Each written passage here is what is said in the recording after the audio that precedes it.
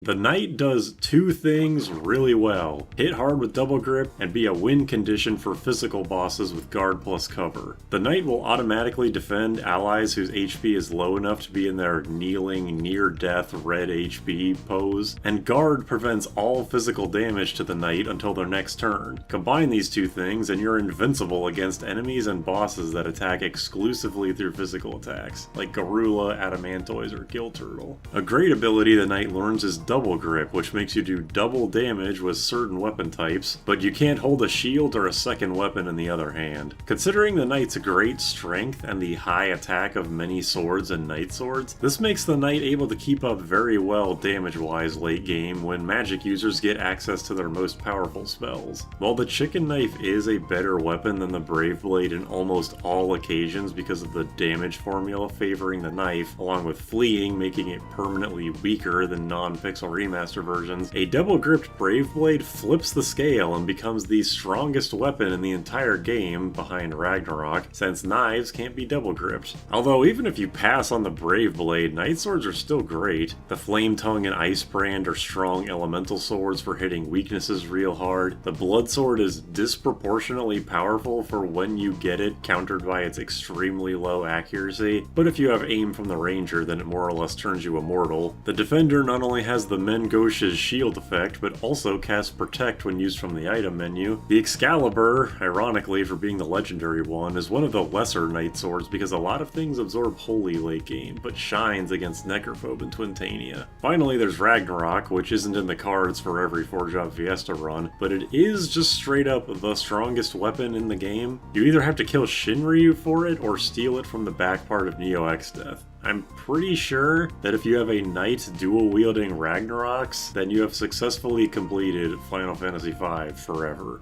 Naturally, the Knight can also equip regular swords, which aren't as good damage-wise, but still have a lot of utility. The Ancient Sword to inflict ult against Gilgamesh, the Sleep Sword for sleep against a lot of World 2 and 3 bosses like Atomos, Gargoyles, Melusine, Wendigo, and more. The Rune Blade is a decent damage option if you have a magic ability to put in the second slot, because the Rune Blade puts magic into the damage formula. Not as strong as double grip, but you can still use your shield, so it's not bad. There's also Excalibur, which on Knight only really has the niche of hitting the crystals with it twice to capture it for at least Mighty Guard. And armor-wise, the Knight is set up really well too. All the heavy armor makes it slow as shit and really tanky, but I'm more attached to shields as far as defense goes. The Ice and Fire shields for elemental absorption, Aegis shield for magic blocking, and the 50% evade of the Genji shield are always my go-tos. And it makes double grip an actual choice you have to make instead of autopiloting towards big damage numbers. Somewhat peculiarly, the Knight also gains the most amount of equip abilities, with equip swords, equip shields, and equip armor. I find equip armor to be pretty useless because of the weight penalty, and light armors are better anyway, but equip swords is good because it gives a job the Knight's strength stat along with getting all those great swords. Jobs like Dragoon or even Dancer could really use the power boost. Equip shield is the real winner, I think. Since magic is so categorically powerful in Final Fantasy V, the mages don't really need any other secondary ability, so giving equip shields to them to dramatically beef up their survivability is great. Plus, if you really wanted to, you could slap a fire or ice shield on everyone and turn a Firaga into a Curaga.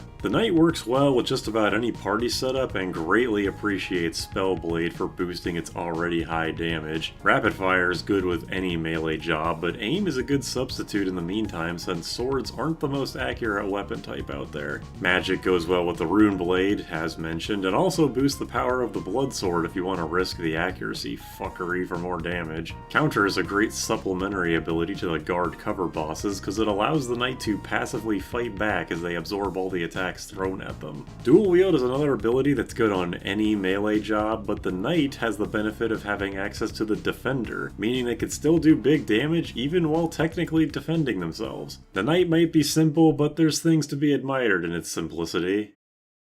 Having both the highest strength and HP in the game immediately indicates what the monk is good at: hitting things and taking hits back. Monk is one of the 2 jobs that can't equip knives. In fact, they can't equip any weapons at all, so there's nothing to talk about there. The only thing that monk gets as a weapon is the Kaiser Knuckles late World 3, and while the damage upgrade is noticeable, it's a bit of a wet fart because you're able to get permanent haste from the Hermes Sandals way before it. If you have a Time Mage, Samurai, or Chemist for haste, then that can free up the accessory slot, but otherwise, I really doubt it'll see any use. Kick, despite being the innate ability, is not actually learnable, and struggles to keep up in damage right after you get the second set of jobs. Some encounters get great use out of it, like insta-killing the little flowers around Dragon Pod, or even just quickly grinding weak encounters for free if you need a little ABP to level up a job. The Monk, or more specifically the Fist weapon type, is also capable of randomly critting, doing double damage plus ignoring non-protect defense. It's a very low chance, only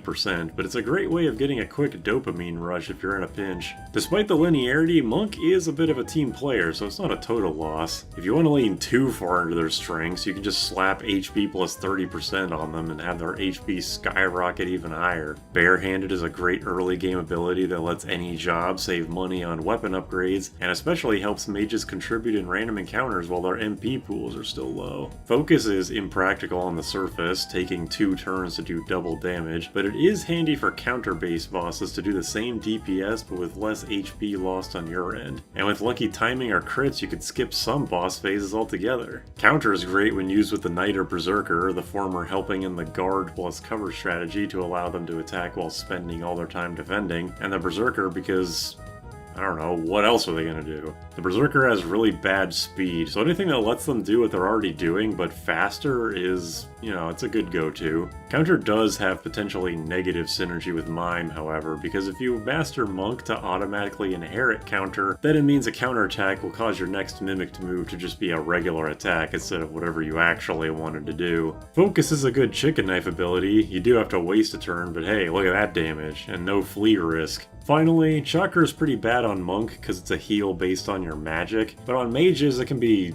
fine, not great. It also cures poison and blind, which great for World 1 when every other enemy can inflict those, not so much afterwards when the only notable enemy who does it is Necrophobe. Unfortunately, the Monk doesn't really get a lot in return. Equip weapon skills pay off late game when punching damage starts to lose its luster, and equipping weapons makes Kick do substantially more damage, because I guess it's based on your weapon attack rather than strength. Since fists are dual-wielded inherently, that means you can gamble on Sword Dance from Dance to get double Sword Dance. Might as well slap on the red slippers too for maximum chances while you're at it, although I only recommend that if you have other access to haste. You could give them Time Magic to use quick, which makes focus go off in 1 turn for really high instant damage. Gotta be honest, most of the time my monks end up being the support job because they have the HP to tank hits while throwing potions around, and at that they're fine. They could get pharmacology to be slightly better at it if they don't get mixed privileges. With a strong enough kick to one-shot encounters, this room in the ship graveyard World 1 has one of the highest elixir payouts in the game, with minor ABP gains in the meantime. If you do want to completely lean into support monk, you could just give them equip shield to greatly supplement their high HP with high avoid, and combine that with an elven mantle if you want to sacrifice the Hermes sandals. The monk does best early game where it can shred through a lot of the World 1 bosses, and after that it struggles to keep up with even the weaker melee jobs. The Thief is amazing at what it does, and that is not combat. The Thief has, in no particular order, the highest agility of all jobs, a guarantee flee command, complete protection against surprise attacks, and naturally the ability to steal from enemies, and the ability to steal from enemies while doing damage. This can get you both unique items and items way sooner than you're supposed to, like World 1 high potions and dragon fangs or free ethers. While any job can get steal from the Thief, only the Thief can use the Thief Glove, so no matter what, the Thief is always going to excel at it, especially since the second best option is the Thief Knife in World 3, and that has the annoying combination of low mug activation chance and the standard 40% steal chance. Thinking about getting rare steals with that thing gives me nausea. But yeah, the Thief kinda struggles combat-wise. Its stats aren't that bad. probably better than you'd expect, having a positive strength and stamina score, but the poor weapon and armor selection counteracts that pretty noticeably. I'd say the best option for thieves 90% of the game are the two boomerangs. They can use the twin lance, but keeping in the back row out of danger is almost always ideal if you can help it. However, Thief makes for a shockingly good chicken knife attacker. Mug is an attacking command that bypasses the flee effect, and since that knife actually uses agility, there's a big damage bonus just from that. The downside is they don't have the strength to use it well, so it's between Mug or an equip weapon ability for consistency versus damage. The damage is pretty good either way, so you know, it's up to you. Thieves are both a godsend and a nightmare in 4-Job Fiesta. If you roll a Thief as your Wind Crystal job, you're up against 4 bosses that match up really badly against you because of your frailness and low damage, especially Garula the Counter Bastard. Make sure you get that elf cape in the Castle Waltz basement. At least White Mage gets Protect and Cure to make them nigh unkillable. Thief just has to tough it out with potions and mithril knives. However, stealing lots of free high potions early in the fire-powered ship makes them a great support role. They'll be getting more turns than anyone else, free to heal big chunks of HP at a moment's notice. I point once again to this video for a better overview of what they're capable of, because it'd be too long to explain here. Flee is a personal favorite of mine because late game encounters are nearly impossible to LR escape from, so I always avoid fighting altogether in World 3 if I can manage it. Artful Dodger is one of those abilities that can be great to put on Berserker. They're slow as hell and they can't use much else, so alleviating one of their more fixable weaknesses is good synergy. Mug is one of the less good chicken knife actives, but any active like that is better than not having any at all. And putting steel on everyone isn't necessarily practical for bosses, but combined with Flee on the Thief can make trying to go for rare steals a little less annoying. Just steal with everyone constantly, and once you've got what you need, get the hell out of there. The Thief doesn't really need much, it's surprisingly self-sufficient. It's a non-mage that could benefit from equipped shields if you have them as your dedicated support job. It could definitely use the defensive profile. Funnily enough, the Twin Lance is considered a spear in the damage formula, which technically makes them a good jump user. That sucks. While Dual Cast is one of those good on everyone abilities, Support Thief can use it just as well for having faster than average double Curas, double Protects, and Protect Curas, or Raise Curas, whatever. There's only so much you can do with these spells. Same thing with Mix. Good on everyone, but Thief can use it a little faster. If there's any support tasks that you need done like 1 second faster, not even 1 real second, 1 like Final Fantasy second, Thief fits that role perfectly. If you wanted to have an actual attacker Thief, you could use any of the equipped weapon abilities, but I think offense Thief does best with Mug and the chicken knife. White Mage isn't the only support job in the game, but it is the most straightforward, being the other job that can't equip knives, and the only attacking weapons it can use being shitty versions of axes and hammers. You're obviously not going to be attacking until really late game, but that's not what it's here for. You know what a White Mage is for. Great party healing with the Cure line, amazing buffs with Protect early on, and Shell Image Reflect the further you go. Shell being my personal favorite because of how deadly magic is in this game. Raise is nice to save on Gil for Phoenix Down since they're 1,000 Gil each, but is pretty expensive itself at 29 MP. Still less than Aqua Rake. Plus, Raise puts you into critical health instead of 25% like Phoenix Downs do, but Arise at the end game just puts you to full, so it comes back around. Mini and Confuse are decent statuses to put on dangerous enemies, but not too many bosses are vulnerable to them. I think Halicarnassus is the only boss in the game weak to Mini, and his magic evade is so high that you're extremely unlikely to hit it even in the best case scenario. You'd think a status clearing move like Asuna would be amazing, and it's not bad, but I personally don't get as much use out of it as you might think. Lots of statuses are either temporary or are cured with a super cheap item that you can easily buy 99 of and have anyone cure it. Old is the biggest use case here, being both uncurable otherwise and extremely debilitating, but if you cure the old, your stats don't go back to normal, you're just stuck as an old fucker until the battle ends.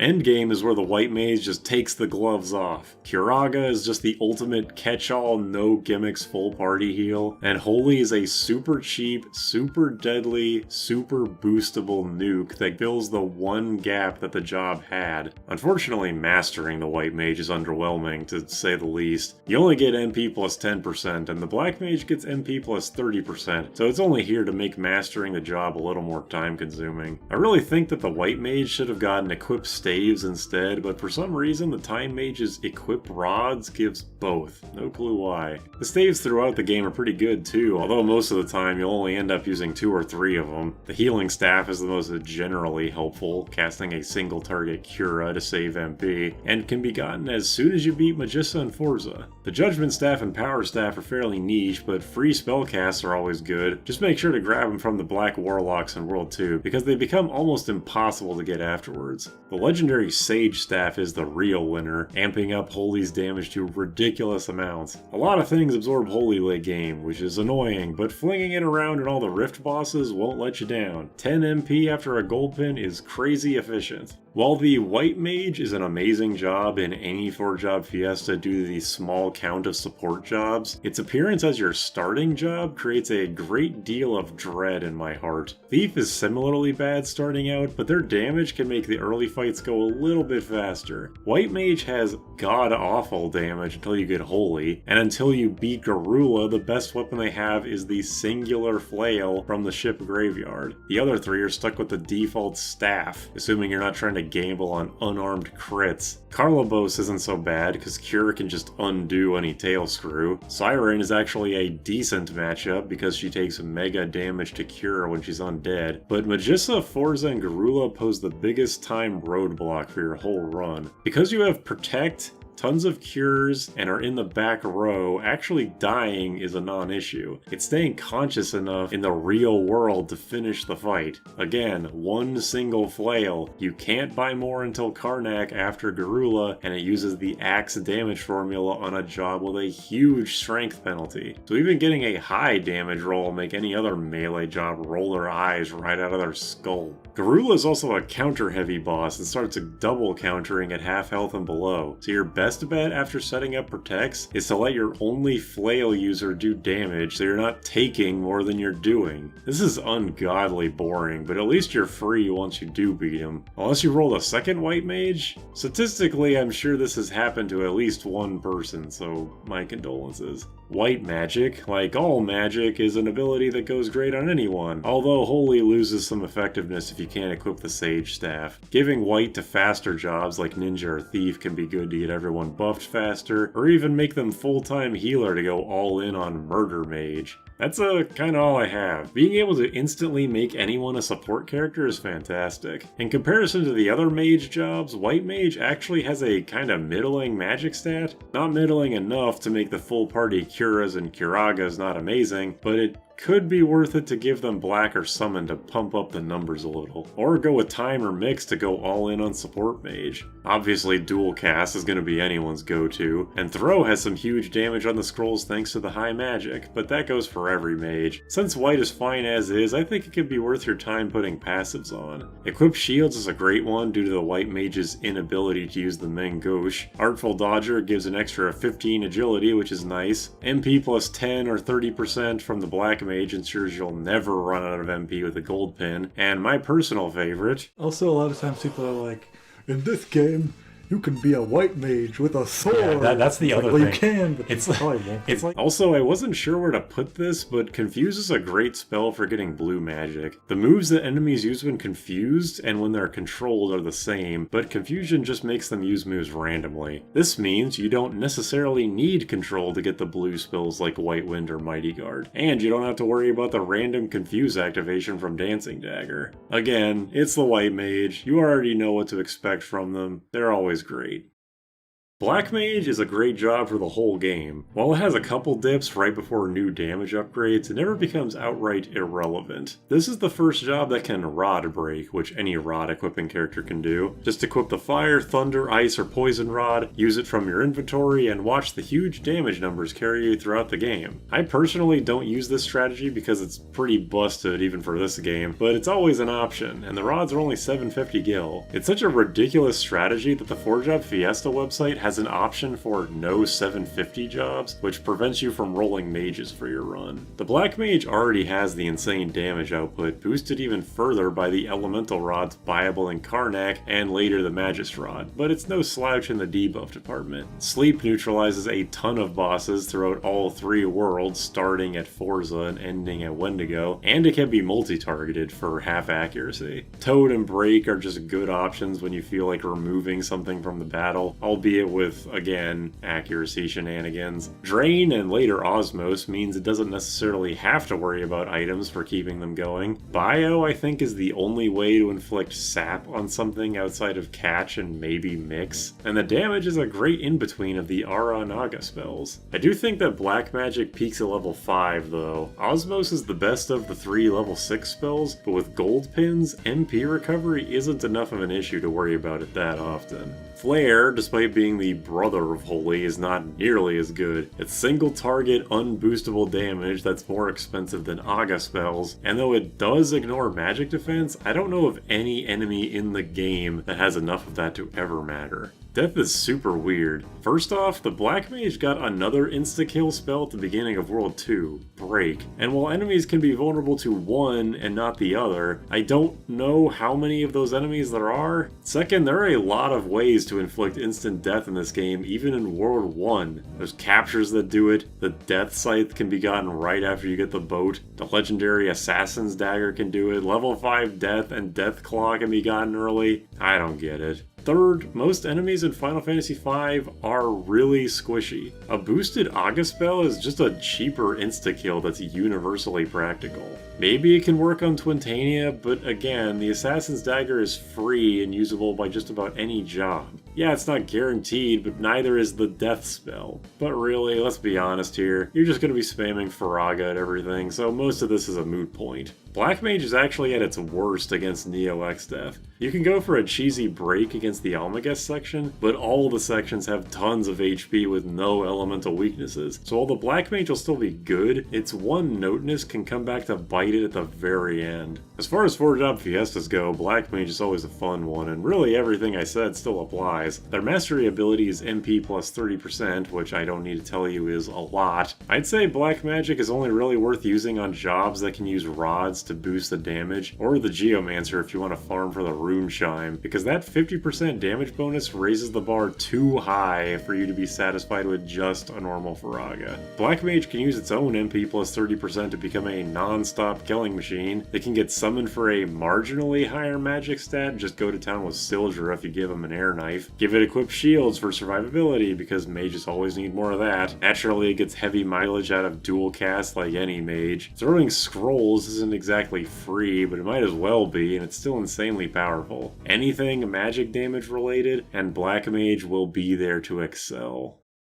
The shining example of metagame job, the Blue Mage is fantastic if you don't mind looking up guides of where to find everything, and aggressively mediocre otherwise with its just okay magic stat, big strength penalty, and weird ass getup. I have a whole video ranking the blue spells, so I'd encourage you to just go watch that for the must-haves of this job. I think the only spells I'd change from that video is putting Vampire and level 3 Flare up a tier. That's about it though. Assuming you are following a guide, it doesn't take too long to get the game-breaking stuff like Deathclaw, level 5 Death, or White Wind. Plenty of people, including myself until recently, thought that you needed the Beastmaster's control to get every spell, but that's actually not true. If you confuse an enemy, they'll occasionally cast support blue spells on you like White Wind or Mighty Guard, because the move list of an enemy that's confused or controlled is the same. Naturally, confusion makes them act randomly, but since only 2 jobs in the game can use knives, that means